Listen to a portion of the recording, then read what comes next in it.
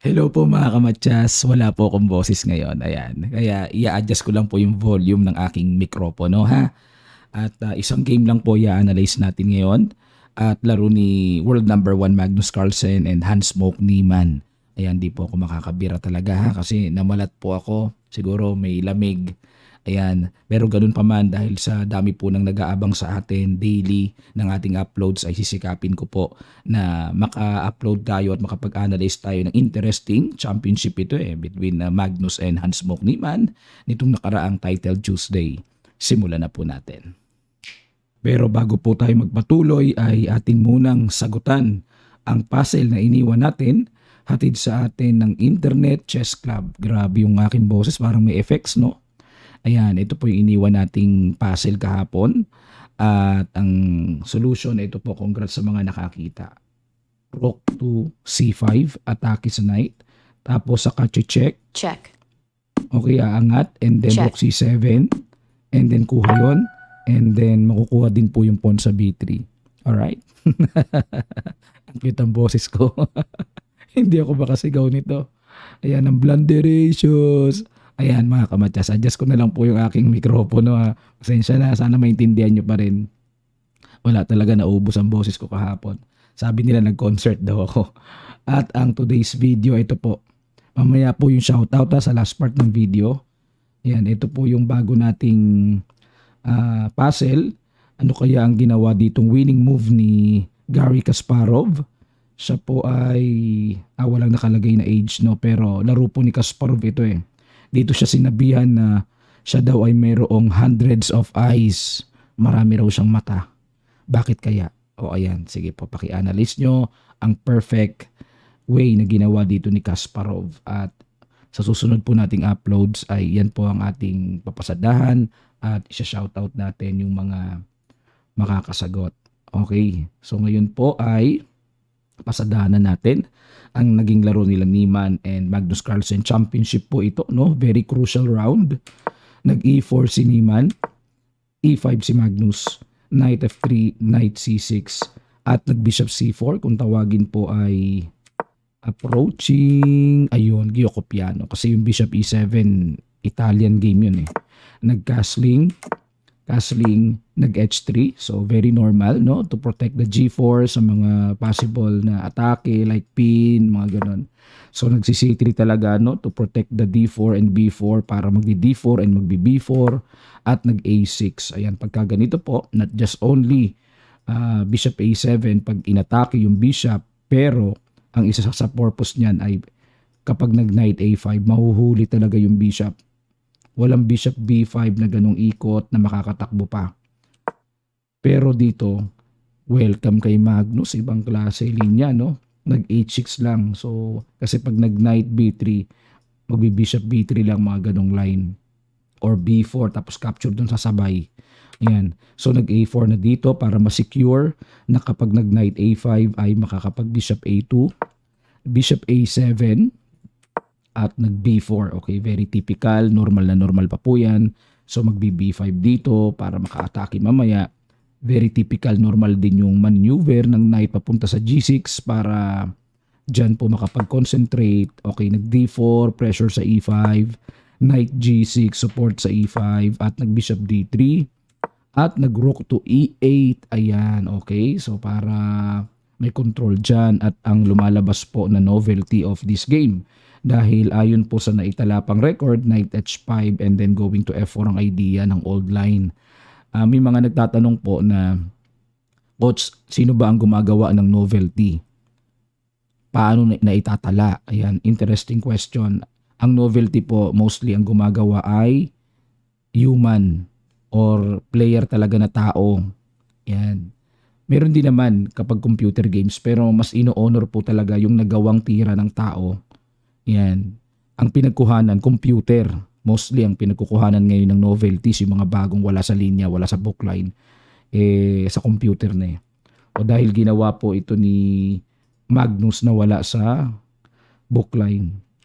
So nag-Knight BD2, nag-C6, Bishop C2, okay, nag-aabang-abang lang si Niemann, and then nag-Queen C7, nakikiramdam lang din si Magnus. And nag-knight F1, ayun, lilipat na sa G3, gagayahin yung knight sa G6. At nag-A5, ayun, para... Anong gagawin dyan sa knight na sa pawn na yan? Ano ka? Babasag agad para ma-weak yung pawn sa D4. Kinapture na ni Niemann. Capture and nag-knight to G3. Ayan, so isa pong malaking questionable ito kasi binigay yung pawn sa C3. Pero mukhang nagbabalak naman si Niemann ng isang malakas na attacking nagbabadya pag kinapture ito. Pero ang accurate move po ay simple bishop D2 to protect the C3. Okay? Pero balik tayo dito sa ginawang knight G3, nag-bishop E6 naman si Magnus. Ini-atras niya ang capture na iyan po ang tama. No, safe naman yan in a correct play. Pero syempre tamang duda na rin, baka mamaya gambit talaga ni Niemann at makapag-create talaga ng malakas na atake. So nag-bishop D2, queen C7, rook B1, so pressure sa B7 at nag-rook A D8, okay, para kung magkabasagan man, magka-open man sa sentro ay nandyan po ang tore, no? At nag-queen C1, okay. Ayun, inispatan yung H6. Pagka ganyan po ay nangangamoy, nagbabadya na tatagpas ang sacrifice doon, inagapan kagad ni Magnus. So talagang maingat talaga, no? Nakikita eh. Bishop E3, patibay lang po sa D4 and with tricky variation na ita-timing lang, mga ganon, takes. Tapos magkakaroon ng harapan ng dark square bishops.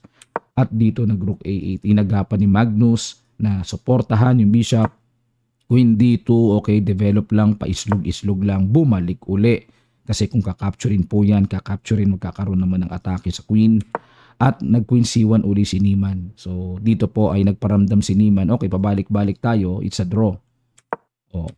Ayun, aba, ibang klase. Kasi siguro dito sa situation na to, so ano na po ito, penultimate round ito ng 11 rounds with system ng Title Tuesday.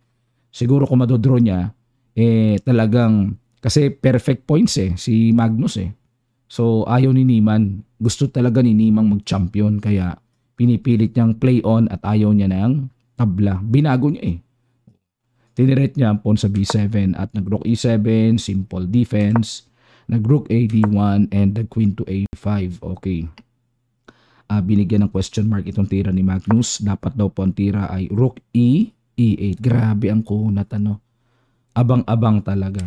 So, queen A5. Ano kaya purpose? May pressure dyan. Pressure. At nag-queen A3. Tiniret ni Niemann yung pawn sa D6. At hindi rin po. Yan ang tumbok na tira. Dapat daw ay knight to F5 na.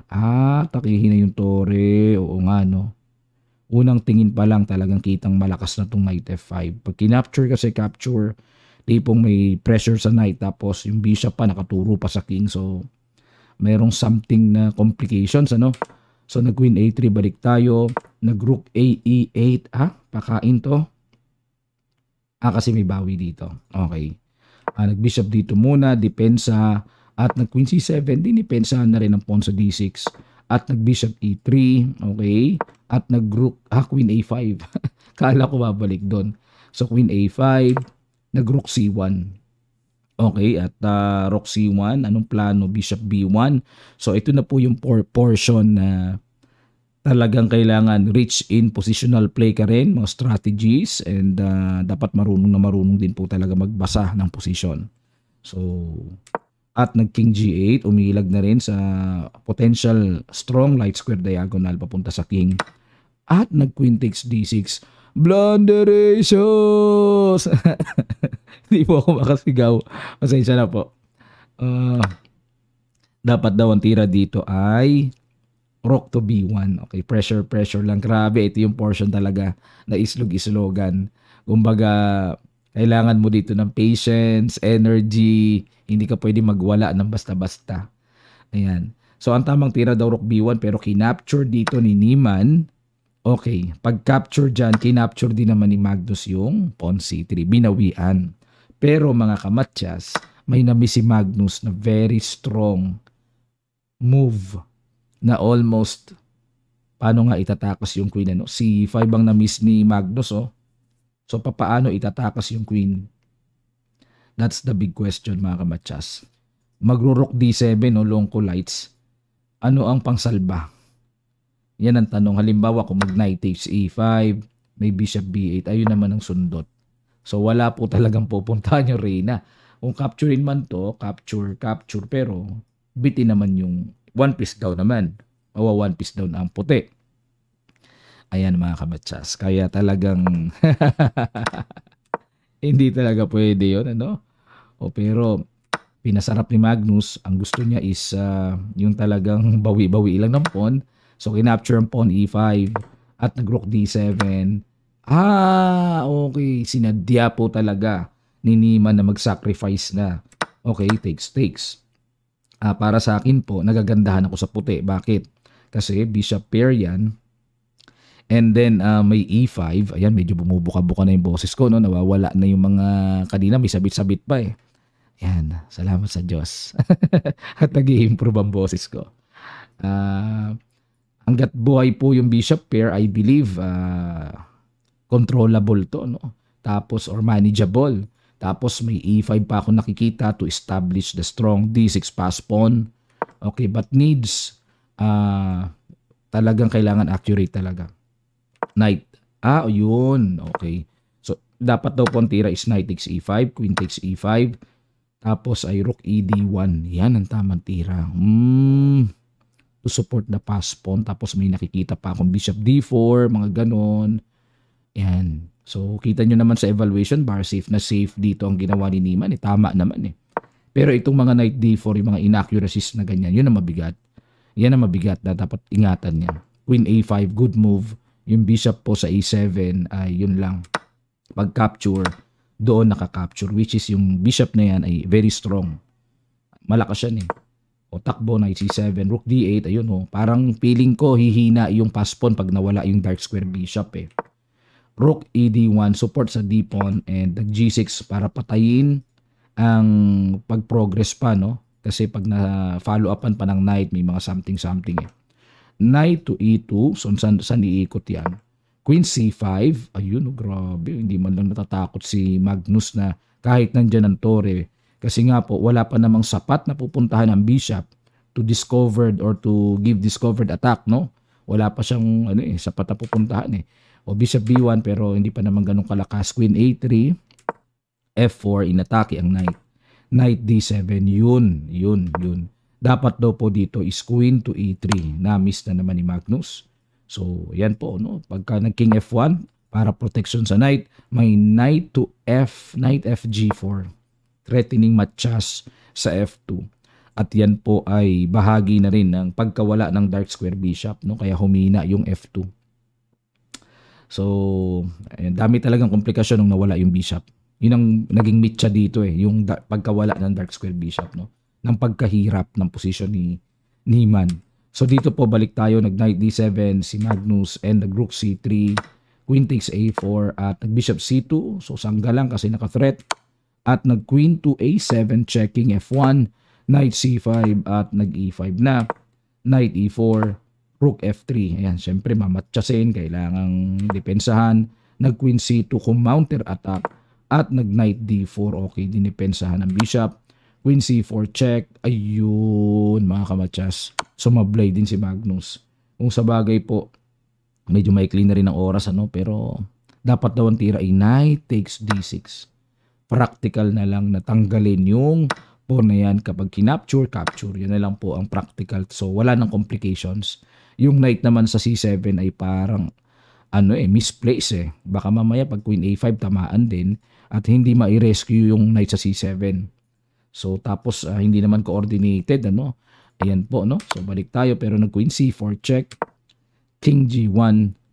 Ayun, naihabol din po ni Magnus. But then, bumalik po sa pagka-equal. Nag-e takes d6. Ayun. Okay, wala na rin. 8 seconds na lang kasi. Bishop b3 ang accurate play na dapat makita. So, queen b4 sa continuation. Tapos, knight d e6. Yun nga lang po talagang masasabi po nating in practical side, medyo mahirap makita yung ganitong combo. Pwedeng makita to pag long game, no? Pero pagka yung hindi long game, medyo mahirap makita, mga kamatsas. O mahirap, makathreat pa dito, tapos may discovered. So tapos ang gagawin daw po is knight d5. Ayan, napakabigat na ng mga palitan ng tira. Knight takes d8 and then knight f5. Ayan, but then ang evaluation ay equal. O, equal. Grabe, no? Ang lupites. O, balik tayo dito. Pero, kumapture sa D6, rook takes D6. So, may threat. Nag-bishop B3 and the queen C5 pin. Rook D3. Ay, yun na nga po ang sinasabi ko. Medyo misplaced talaga yung knight doon. So, tinakas muna and queen A5 and wala na pong panakas. Wala nang pang survive dyan sa knight na yan. So, nag-knight takes C6, domesperate na lang. Kinapture, check, and king G7, king H1, at nag-rook C1. Ayun. So, practical na lang po. Bawas tore. Ayun, may beaten din. Kinapture, capture, knight C7, and queen D2. Yun na nga lang. Ito na yung time, no? Kumbaga, ito na yung time na kailangan ng umatake. So, ayun, bitin-bitin, bishop C2, knight H5, ayan na po, may check pa dyan. Knight D5, queen D2, yan po, mga tamang placing na dapat mapag-aralan na, ay, yun lang, bumigay pa. At dito po, dahil sa, siguro na flag down dito kasi tinan nyo po yung time 0-0. Pero talo na rin talaga, definitely. Okay, yan po ang mainit na championship, no? Si Magnus po ang nag-champion sa early edition ng Title Tuesday, pero ito yung pinaka-crucial point. Laro niya kay Niemann. Kung si Niemann po ay talagang tinamaan yung mga ilang accurate moves, medyo tagilid talaga si Magnus. Pero ang bibigat po ng accurate moves na yon, almost computer perspective view ang kailangan para magawa yung level na yun eh. Okay mga kamatsas, at bago tayo magtapos, ito po yung mga mabibilis na nakasagot sa ating daily puzzle kahapon. Pero atin pong i-shout out ang unang nakasagot or unang naka-comment pala sa ating video, si Ofal sa Jonil. Ayan, so Ofal sa Jonil. Shout out po. And then, sa mga nakasagot naman, ayun, si Arnold Dinoy Corbeta. Wow, ang bilis lagi makasagot, no? Suki natin. At si Alex Believer Pagula. Ayun. At sino pa? Rook C5 muna dapat eh. Si Emmanuel Prado Jr., Mr. Admin, at si... Okay, sino pa? Ayun. Si JB Amazing Street Tour.